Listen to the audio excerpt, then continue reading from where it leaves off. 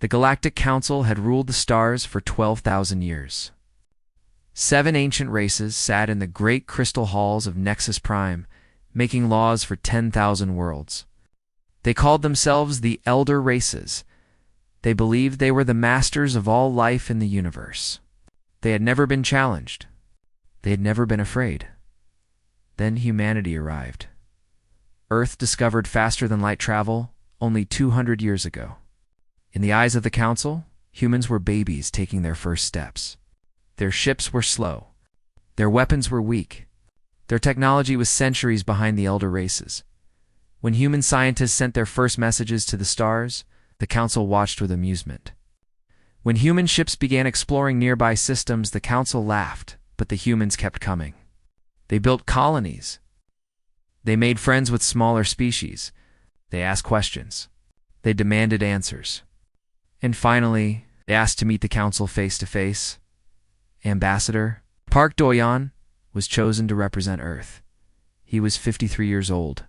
With gray hair at his temples and calm brown eyes that had seen much suffering, before becoming a diplomat, he had spent 20 years as a crisis negotiator. He had talked armed men into surrender. He had prevented wars. He had saved thousands of lives with nothing but his words and his patience. His wife, a woman named Sumi, begged him not to go. She had a bad feeling about this mission. Their daughter, only 12 years old, cried and held his hand. Do-yeon kissed them both and smiled his gentle smile. "I will come back," he promised. "I am only going to talk." The journey to Nexus Prime took 40 days. Do-yeon spent the time learning everything he could about the Council races. He studied their languages, their customs, their histories. He wanted to show respect. He wanted to build bridges. When his small ship entered the Nexus system, he saw things that took his breath away. Space stations, the size of moons. Warships that could destroy planets. The crystal towers of Nexus Prime itself, glowing with ancient power. For a moment, Do-yeon felt very small, but he straightened his shoulders and reminded himself why he was here. He was not here to bow. He was here to shake hands. The council chamber was enormous. 7 thrones sat in a circle, each one carved from materials that Do-yeon could not name. On each throne sat a being of terrible power. Some had scales. Some had many eyes. Some seemed to be made of light itself. At the center of them all sat High Arbiter Vethal of the Dominion. A creature with 4 arms and skin like black stone, Do-yeon walked into the chamber alone. His footsteps echoed on the crystal floor. Around him, floating cameras broadcast his image to billions of watching eyes across the galaxy. Everyone wanted to see what the humans would do. Do-yeon stopped in the center of the room and bowed his head slightly. It was a bow of greeting, not submission. Then he raised his eyes and spoke clearly. "I am Park Do-yeon, Ambassador of Earth. I bring greetings from humanity. We come in peace. We wish to trade, to learn, and to share knowledge. We believe that all species can benefit from friendship and cooperation." Silence filled the chamber. The council members looked at each other. Some seemed curious. Some seemed annoyed. Vethal leaned forward on his throne, his forearms folded across his chest. "You speak of friendship," Vethal said. His voice was deep and cold. "But you have not performed the submission ritual. All lesser species must kneel before the council. This is the law. This has been the law for 12,000 years. Do-yeon felt his heart beating faster, but his face remained calm. He had read about this ritual. He had discussed it with Earth's leaders. They had given him very clear instructions. "With respect, High Arbiter," Do-yeon said, "humanity does not kneel. We came here as equals, hoping to be treated as equals. Friendship cannot be built on submission." The silence that followed was terrible. Do-yeon could feel the anger radiating from the thrones. He could see Vethal's 4 hands tightening into fists. "You refuse?" Vethal asked quietly. "I respectfully decline," Do-yeon answered. "We bow to no one. We came as equals." For a long moment, nothing happened. Then Vethal raised one of his hands. A gesture so small, a movement that took less than a second. The chamber's defense systems activated. Blue lights surrounded Doyan. He had no time to speak, no time to react, no time to think of his wife and daughter waiting for him at home. Ambassador Park Doyan was vaporized where he stood. Across the galaxy, billions of beings watched in shock. On Earth, people screamed. In the bunker where military leaders had gathered to watch, there was only silence. Doyan's wife collapsed. His daughter would not speak for 3 days. Vethel settled back on his throne, satisfied. He had taught the humans a lesson. He had shown the galaxy what happened to those who defied the council. Now, Earth would send another ambassador, one who would kneel properly. He waited for the apology. He waited for the begging. Instead, Earth went silent. For 30 galactic days, no human ship moved. No message was sent. No signal came from the blue planet. The councils celebrated their victory. They told stories about the foolish human who had dared to stand tall. They laughed about how afraid Earth must be now. They did not understand the silence, deep beneath the Korean peninsula. In a bunker that had survived 3 world wars, Admiral Yoon-ju sat at a round table with the greatest military minds on Earth. She was 61 years old. With silver hair pulled back tight and eyes that had seen too much death, she had lost friends in wars. She had made impossible decisions. She had never failed her planet. On the wall behind her, a photograph of Park Do-yeon smiled down at them. Someone had placed flowers beneath it. "They think we are afraid," Ji-woo said quietly. Her voice was steady, but there was iron beneath it. "They think we will apologize. They think we will kneel." Commander Baek Sun-ho, her second-in-command, pulled up holographic maps of council space. Red dots showed enemy positions. There were thousands of them. "They have 10,000 years of military power," he said. "We have 200 ships. Their weapons are stronger. Their ships are faster. By every calculation, we cannot win." Gi-woo looked at the map for a long moment. Then she looked at the photograph of Dojin. "Then we do not fight their war," she said. "We fight ours." She stood and faced her officers. Every eye in the room was on her. They killed an innocent man. They killed him for standing with dignity. They killed him in front of the entire galaxy. Her voice grew harder. "We will not forgive. We will not forget. And we will not stop until justice is done." The officers nodded. Some had tears in their eyes. All of them had fire in their hearts. Earth's silence was not fear. It was preparation, and the galaxy was about to learn what humanity could do when it was truly angry. 3 months passed after the death of Ambassador Do-yeon. The council returned to its normal business. Trade continued. Laws were made. The elder races sat on their thrones and ruled their empire as they always had. Then strange things began to happen. Supply convoy carrying weapons to a border garrison disappeared. 47 ships, gone without a trace. No distress signals. No debris, no survivors. One moment they were traveling through empty space. The next moment, they were simply not there anymore. High Arbiter Vethel was informed. He dismissed it immediately. "Pirates," he said, waving one of his 4 hands. "The outer rim is full of criminals. Send more patrols." But the patrols found nothing. No pirates. No wreckage. Nothing at all. 2 weeks later, another convoy vanished. This one was larger. 60 ships carrying food and medicine to 3 colony worlds. Again, no signals. Again, no evidence. Again, nothing. Then a mining station went dark. 12,000 workers, gone. The station itself was still there, but every person on it had disappeared. Their food was still on their plates. Their tools were still in their hands. It was as if they had simply stopped existing. Fear began to spread. Kong Yuna was an intelligence officer serving the Dominion, Vethal's own race. She was young for her position, only 32 cycles old, with sharp eyes and a sharper mind. She had joined the military because she believed in order and stability. She had served the council loyally for 10 years, but lately, she had begun to have doubts. She had watched Ambassador Do-yeon die. She had seen his calm face, his straight back, his refusal to bow. She had seen the way Vethal killed him without hesitation, without trial, without mercy. And something inside her had shifted. Now she studied the disappearances with growing unease. She gathered data. She made calculations. She looked for patterns that others had missed, and she found them. "High Arbiter," she said, standing before Vethalal's throne. "I have completed my analysis. The attacks are not random. They are following a precise pattern." Vethel looked at her with his cold, dark eyes. "Explain." Una activated a holographic map. Red marks appeared across council space. "Every attack has targeted our supply chains, fuel depots, communication relays, weapon shipments, food convoys. They are not trying to kill our soldiers. They are trying to starve them." She traced lines between the red marks. "Look at the timing. Each attack happens exactly when our forces are weakest. Each target is chosen to cause maximum disruption with minimum effort.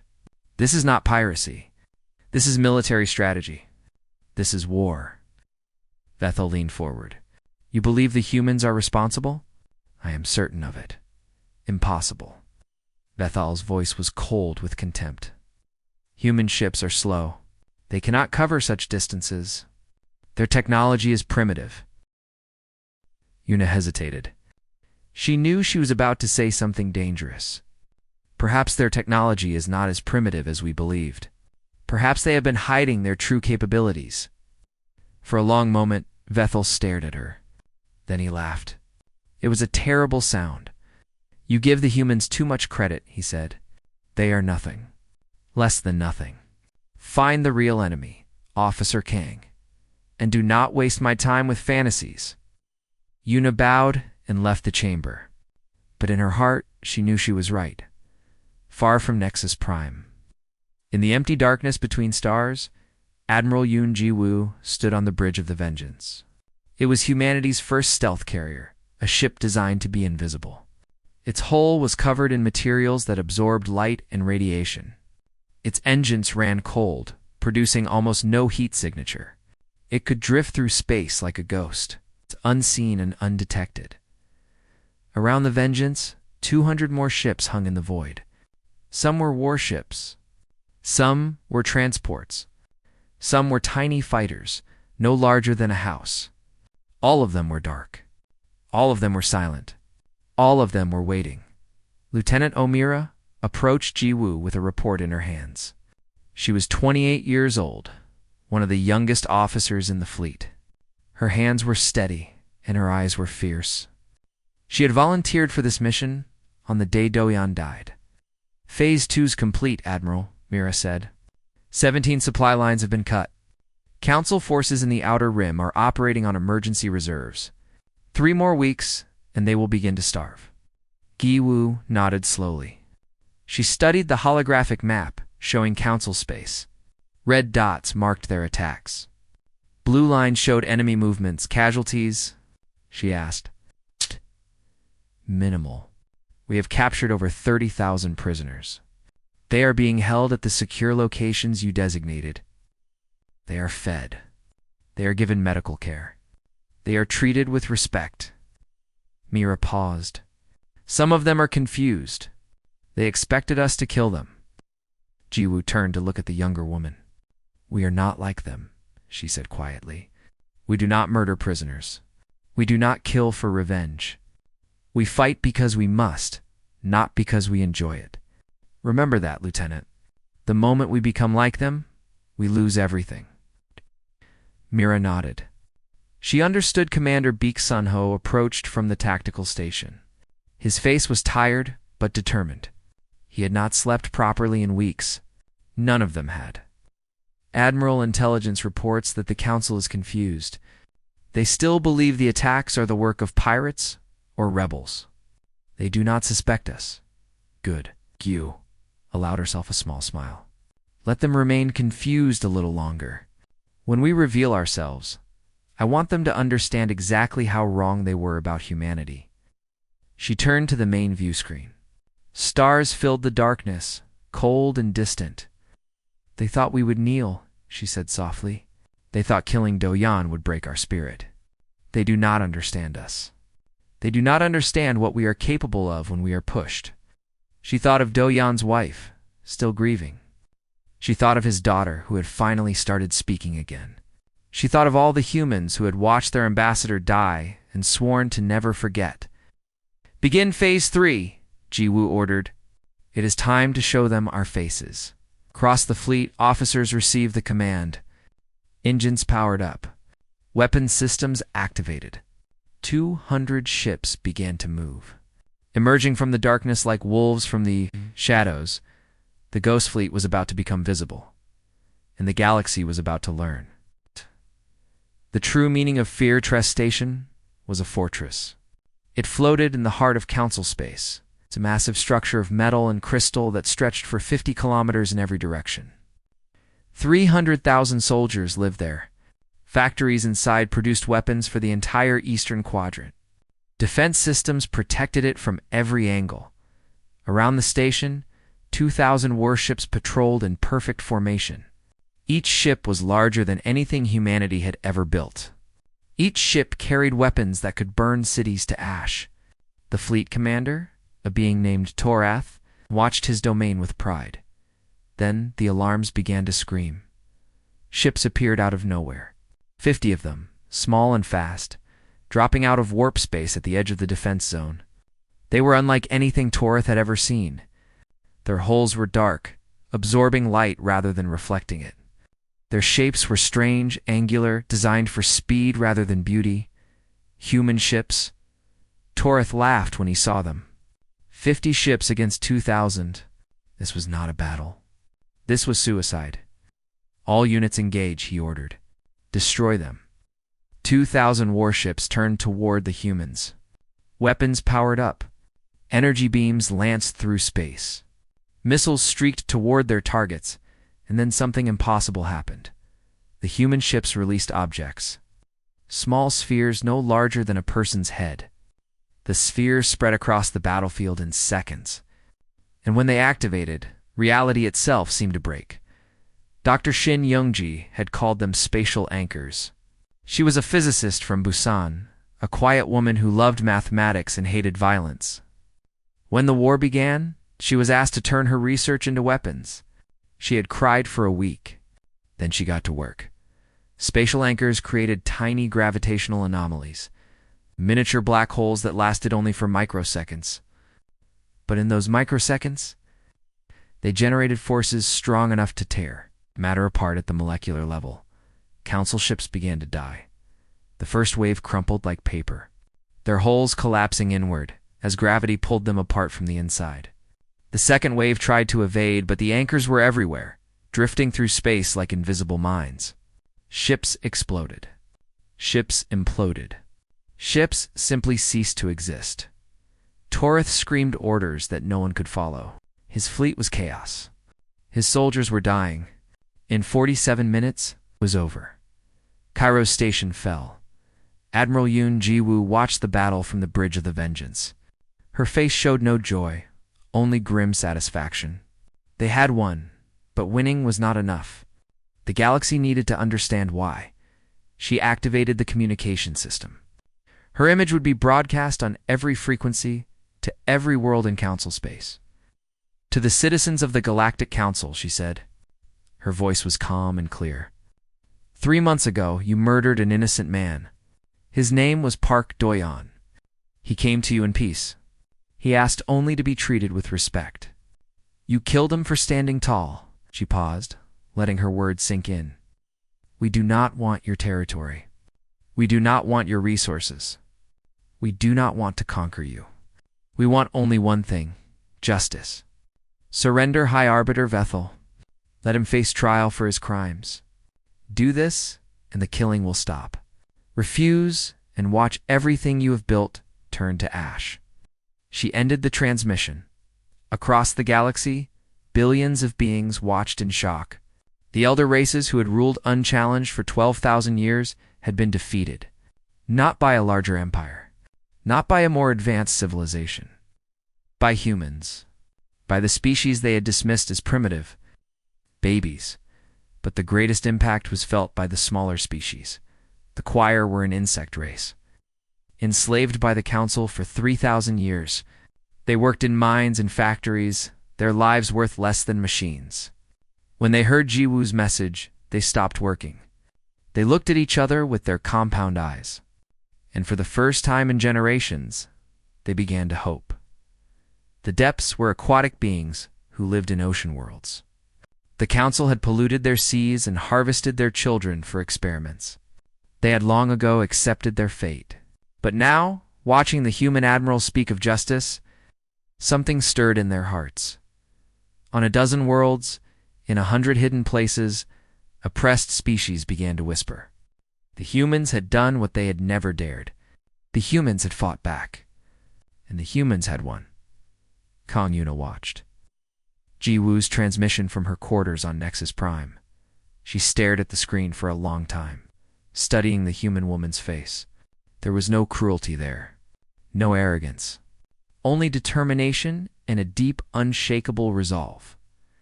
Yuna thought about her own government. She thought about Vethel's casual brutality.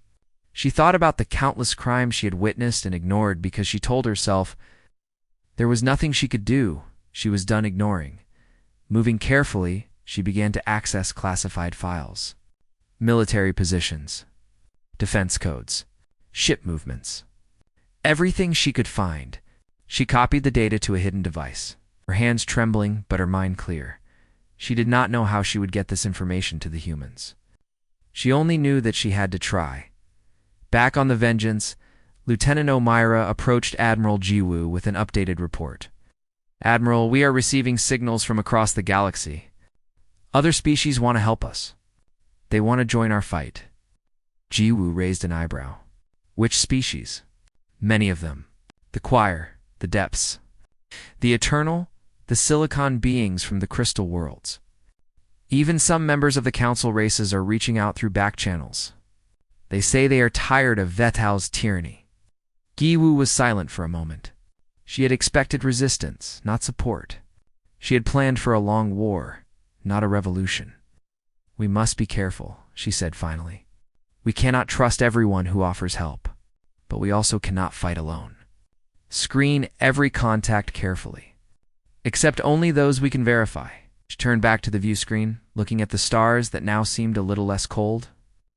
Doyan wanted to build bridges, she said softly. He wanted friendship between species. Perhaps his death will accomplish what his life could not. Perhaps his sacrifice will unite the galaxy.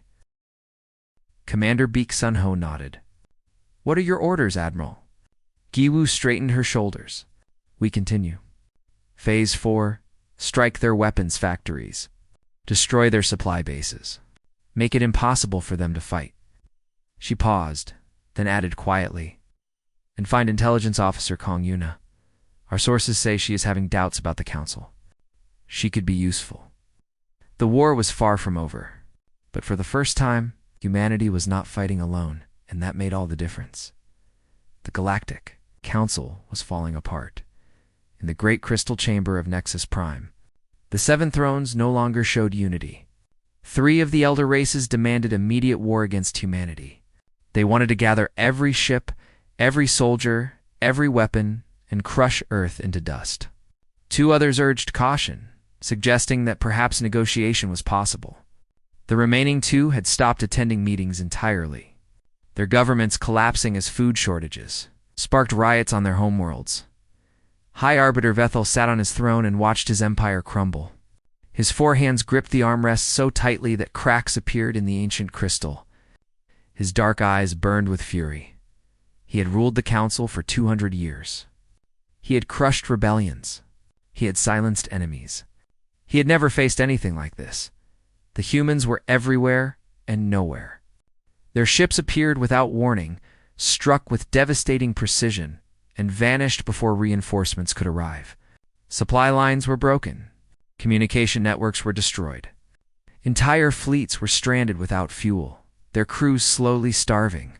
Worse still, the smaller species were rising. The Choir had stopped working in the mines. The Depths had attacked a Council garrison. Even some Dominion citizens were beginning to question Vethel's leadership, all because of one dead human. Vethel slammed his fist against his throne. I will not be defeated by primitives, he growled. I will not watch everything I built be destroyed by creatures who learned to walk upright yesterday. He summoned his chief scientist, a being named Korvax. The world breaker, Vethel commanded. How soon can it be completed? Korvax trembled. The world breaker was a weapon of terrible power, a device that could destroy entire planets by harvesting the energy of captured stars. It had been under construction for 50 years, hidden in the Void Nebula, where no one would find it. 60 days, High Arbiter, Korvax answered. Perhaps less if we increase production? Then increase it. Vethel leaned forward. When the world breaker is ready, we will aim it at Earth. We will burn their planet to cinders. We will kill every human in existence. And the galaxy will remember what happens to those who defy the Council. Bowden hurried away to do his master's bidding. But secrets are difficult to keep. Kong Yuna had been gathering information for weeks. Every night, after her official duties were complete, she accessed classified databases and copied files to her hidden device. Military deployments, defense codes, ship schedules, and now the location and construction timeline of the world breaker. She knew what she was risking. Traitors were executed slowly, their deaths broadcast across the Empire as warnings to others. If she was caught, she would suffer for days before being allowed to die. But every time her fear grew too strong, she remembered Ambassador Doyan's face. She remembered how he had stood straight and spoken with dignity. She remembered how Vethel had killed him without a second thought. Some crimes could not be forgiven through silence. The problem was getting the information to the humans. Yuna had no contacts, no connections, no way to reach the enemy she was trying to help. Then she remembered the translator Han. Taiyang worked in the diplomatic quarter of Nexus Prime, translating documents and assisting with minor negotiations. He was unremarkable in every way. Average height, forgettable face, quiet manner. The kind of person who faded into the background, but Yuna had noticed things about him. Small things. The way his eyes moved, always watching, always calculating. The way he seemed to know things before they were announced. The way he sometimes received messages on devices that were not Council-issued. She was almost certain he was a spy. They met in a maintenance corridor, as far from any surveillance systems. Yuna had spent days planning this meeting, checking and rechecking that they would not be observed. Taiyang looked at her with steady eyes that gave nothing away. You wanted to see me? Yuna held out the data chip. Her hand was trembling, but her voice was firm. This contains everything. Troop movements, defense codes, the location of the world breaker, its construction schedule. Everything your people need to win. Taiyang did not take the chip. He studied her face for a long moment. Why? He asked simply. Yuna thought about how to answer. There were so many reasons. The brutality she had witnessed, the innocents who had suffered, the feeling that everything she had believed about the Council was a lie. But in the end, she said only, I watched Vethel kill your ambassador. I saw a man die for refusing to kneel. I cannot change what happened, but I can try to make sure it means something. Slowly, Taiyang reached out and took the chip. He looked at it for a moment, then looked back at Yuna. They will catch you eventually, he said. You know this. I know. They will not be kind. I know. Taiyang was silent. Then, unexpectedly, he bowed his head slightly. It was a gesture of respect. Ambassador Doyan would have liked you, he said. Thank you, Officer Kong. Your sacrifice will not be forgotten. He turned and walked away. Disappearing into the shadows of the corridor, 40-8 hours later, the Council security forces came for Yuna. Someone had noticed irregularities in the database access logs. Someone had reported suspicious behavior. Someone had betrayed her. They took her to an interrogation facility deep beneath Nexus Prime. They asked her who she had spoken to, what she had shared, who her contacts were. Yuna said nothing. They used pain. They used threats. They used drugs that made her see nightmares while awake. For 3 days, they tried to break her. Yuna said nothing. In her mind, she held on to one thought. The data was already gone. Taiyang had the information. He would get it to his people. they would stop the world breaker. She had done what she could. The rest was not in her hands. Meanwhile, on a small ship racing through hyperspace, Han Taiyang transmitted the data to Admiral Yun Ji Wu. He watched the information stream. Across his screen, the weapon's location, its weakness, its construction schedule, 60 days. They had 60 days to destroy a weapon that could kill their entire world. On the bridge of the Vengeance, Ji Wu received the transmission. She read through the data, her face growing harder with every word. "A planet killer," Commander Beek Sunho said quietly. "He really intends to destroy Earth. He will not get the chance." His voice was steel. "Contact our allies. The Choir, the Depths, the Eternal. Everyone who has joined our cause. Tell them what we face. Tell them what we must do." She looked at the holographic image of the Worldbreaker, a skeletal monster floating in the darkness of the Void Nebula. In 60 days, either that weapon dies or we do. There is no third option. The final battle was coming, and humanity would meet it head-on. The Void Nebula was a place of darkness. Massive clouds of gas and dust blocked out the light of distant stars. Ships could hide here for years without being found. It was the perfect place to build a weapon of destruction, the Worldbreaker. Hung in the center of this darkness like a sleeping monster. 300 kilometers long, its skeleton of metal and crystal pulsed with the captured energy of dying stars. Around it, 4,000 Council warships formed a wall of protection. High Arbiter Vethel had come to witness the weapon's completion personally. He stood on the observation deck of his flagship, watching workers attach the final components. In 12 hours, the Worldbreaker would be ready. In 12 hours, Earth would burn.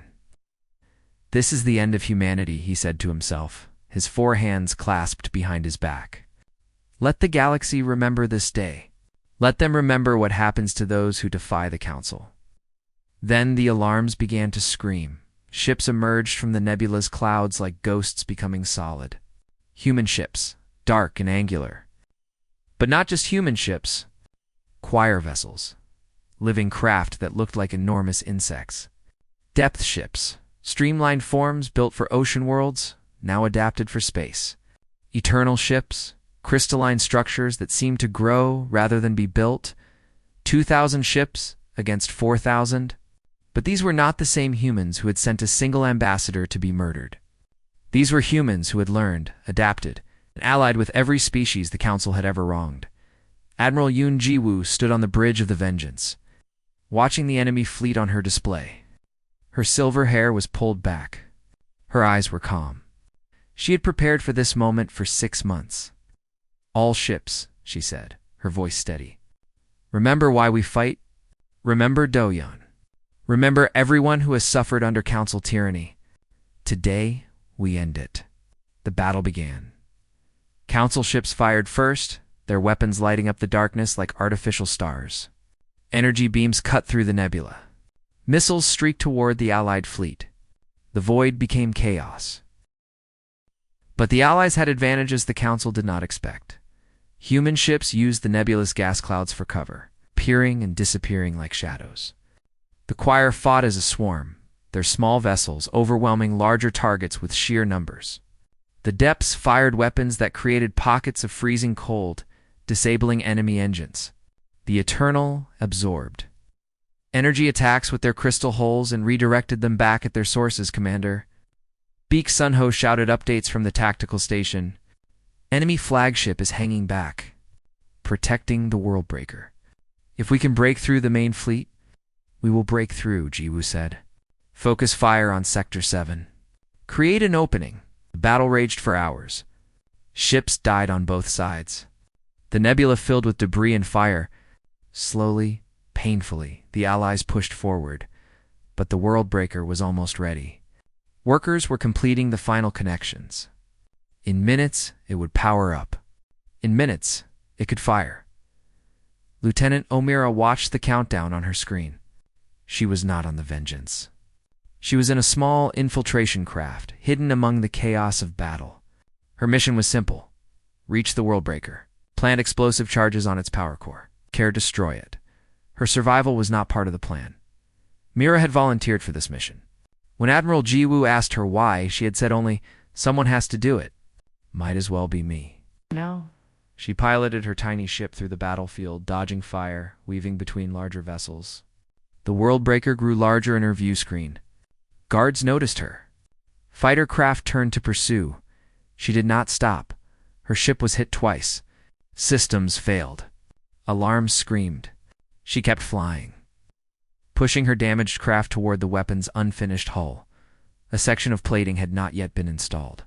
A gap in the monster's skin, just large enough for her ship to enter. Myra flew inside. The interior of the world breaker was a cathedral of machinery. Energy conduits pulsed with captured starlight. The air itself seemed to vibrate with power. Mira landed her broken ship on a maintenance platform and climbed out. Her legs were injured. Blood soaked through her uniform. She did not stop. She carried the charges on her back. 10 kilograms of explosives designed by Dr. Shin Yun-ji specifically for this moment. Enough to create a chain reaction in the power core. Enough to destroy everything. She limped through corridors, following the energy readings on her scanner. Workers saw her and fled. Guards tried to stop her. She shot them with her sidearm and kept moving. The power core was a sphere of pure energy, contained by magnetic fields and crystal lattice. It was beautiful, in a terrible way. The heart of a weapon that could kill billions. Mira placed her charges carefully, activating each one with bleeding fingers. The timer was set for 3 minutes. Enough time for her to do what? She could not escape. Her ship was destroyed. The world breaker was surrounded by enemies. She sat down against a wall and activated her communicator. "Admiral," she said. Her voice was tired but calm. "Charges are placed. Timer is running. 3 minutes until detonation." On the Vengeance, Jiwoo's face went still. "Lieutenant, the escape route." "There is no escape route, Admiral. I always knew that." Myra smiled, though no one could see it. "Tell my family I love them. Tell them I did something that mattered." She paused, then added, "And tell Do-yeon's daughter. Tell her the man who killed her father will never hurt anyone again." Outside, the battle continued. Council fighters were closing on the world breaker, trying to reach it before the timer expired. Allied ships threw themselves in the way, sacrificing themselves to buy time. 2 minutes. Vethal realized what was happening. He screamed orders to evacuate the weapon. He commanded his flagship to retreat, but it was too late. The Allies had surrounded him. 1 minute. Mira closed her eyes. She thought about her parents. She thought about the cherry blossoms in spring back home. She thought about the first time she saw the stars from space, and decided she would give anything to protect them. 30 seconds. On every Allied ship, crews stopped firing. They watched the world breaker on their screens. They waited 10 seconds, Myra whispered, for Do-yeon. The world breaker died in a bloom of light that outshone the nebula itself. Energy tore through the weapon's skeleton, ripping it apart from the inside. The explosion expanded outward, destroying everything within 50 kilometers, including Vethal's flagship.